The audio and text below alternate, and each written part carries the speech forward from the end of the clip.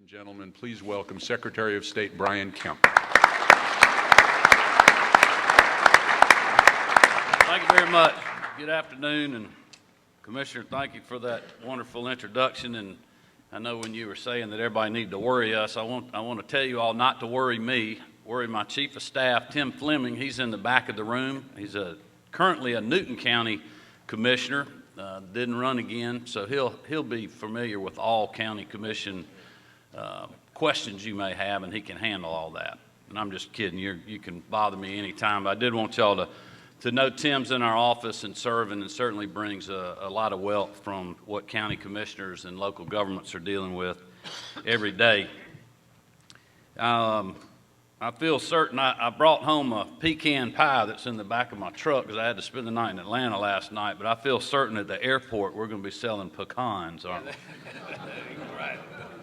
Listen, our office, every day we're dealing with probably as many Georgians as anybody, dealing with elections, as you all know, professional licensing, registering corporations, regulating and registering securities, financial brokers and whatnot, and dealing with government records in our state archives division.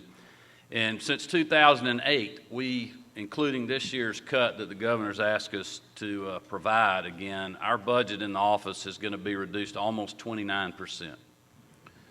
We have reduced our head count through finding efficiencies, e-government solutions, really trying to streamline government, you know, the whole do more with less. We've been able to reduce our head count since 2008, 40%. Almost 40%. So almost 30% less money, 40% less people, and our workload has increased somewhere between 10 and 13% because we got more Georgians in the state in the last decade. We got more registered voters. We have more people registering corporations every year. We have more new businesses coming to Georgia. We got more people registering for professional licenses just because our population's growing. So we have really had to work hard every day in the office to try to continue to find efficiencies and ways that we can continue to serve the people that have to have something from our office or something that we're required to do by law. And I think, you know, that's probably our biggest challenge, and I'm sure it is with local governments as well. I wanted to talk about a few things that we do and some other things that we don't do. We do not have anything to do with your reporting or your PIN numbers for your campaign reports. Every year when I go to ACCG, people ask me that question, like, what in the world are y'all doing over there? I can't get anybody on the phone. I don't have my PIN number. I mail my report in. Nobody got it. We don't do that anymore.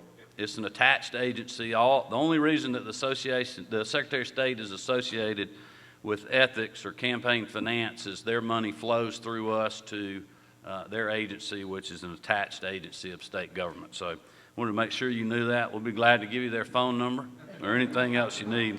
There's not a lot we can do to help you over there. We also do not issue business licenses.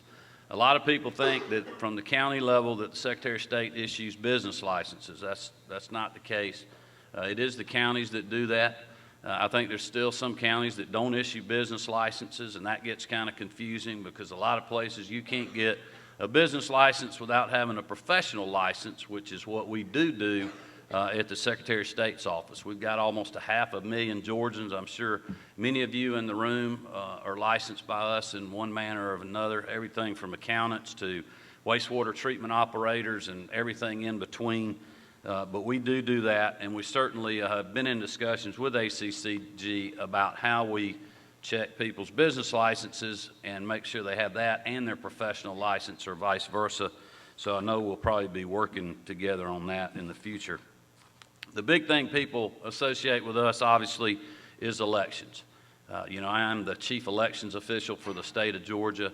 That's a huge part of our job. Thank goodness we're not still counting ballots in the presidential election like some other states are, because we have a great system, I think, in the state of Georgia where the counties actually run their elections. You know, the county ran this last presidential election. What we do is we provide the statewide system and the voting equipment that everybody's on. Every single county's on the same system. we provide the law that's in place or help support the law that's in place, the rules that are in place, and then we make sure that we train everybody and understand that they need to follow these laws and procedures to make the process work right. We also maintain the statewide voter registration system, which I think is another great thing because we've all got one system that we use. We actually have a lot of your counties right now that are a few blocks from here at the Classic Center being pilot counties for our new statewide voter registration system. And for those of you that are participating in that project, we appreciate the county leadership on that. This is going to be a system that's going to be great for the state of Georgia. There will be no doubt that there'll be some issues as we move from over a 20-year-old mainframe system to a new web-based system. But this will be good for the counties in the future because the system we're on now, it costs a lot of money for our office and the counties to pull data off of it when you do redistricting and voter registration and other things. And the system we're going to is a web-based system. It's going to be a lot easier to train folks, which will be great for the counties. And we also believe it's going to save the counties a good bit of money and hopefully the state as well. So those are the two of the things that we do in elections. One other thing to keep an eye on in the future that I think will save the county some money is last year in the General Assembly, we got a bill passed with support of the governor and the legislature to go to an online voter registration. Not online voting, but simply being able to register online. As Craig was talking about, these 20-year-olds that are getting out of college that want the fastest internet access, they also don't want to fill out a piece of paper to register to vote. They want to be able to take their smartphone out, go to our website, punch in their information, and get registered to vote. And we now have a process to do that, just kind of like you do when you go to the driver's service office. When you get your driver's license, they ask you if you want to register to vote. And the good thing about that is there's two good things. One is it's very secure because those folks have to have a driver's license to do that, which means we already have their electronic signature and they've been vetted to make sure that they meet the requirements to be on the voter rolls. The other good thing is it's going to save us money, and it'll save the counties money, because instead of having to mail out a paper voter registration form, you'll still be able to register that way. This is just something that we're adding. But instead of having to print that paper, pay to mail it out, have to have somebody there to open the mail and process it when it gets back, it can all be done online. Nobody ever has to touch it. And it's about, costs 2 or 3 cents to do every one of them versus 83 to 85 cents for paper applications. Last year, just in the Secretary of State's office, we sent out over $260,000 worth of paper voter registration forms just in one government agency. So it can get very expensive. So we feel like that's going to be a good thing for the county. So that's something that hopefully you all can push when we get that implemented over the next 12 months. We also interact every day with a lot of Georgia business people. That's one reason I ran to be Secretary of State. I felt like it was a good fit for myself, having been a small business owner, having run and served in the legislature, running on bringing a common sense small business owner's attitude to state government, trying to provide an environment where we're doing what we need to do in government, but we're not doing more than we need to do, and then we just get out of people's way and let them go on about making a living, starting their business, running their business, and being competitive and profitable as they do that.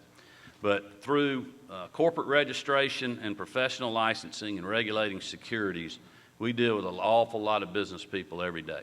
There's over 500,000 corporations, foreign and domestic, that are registered in the state.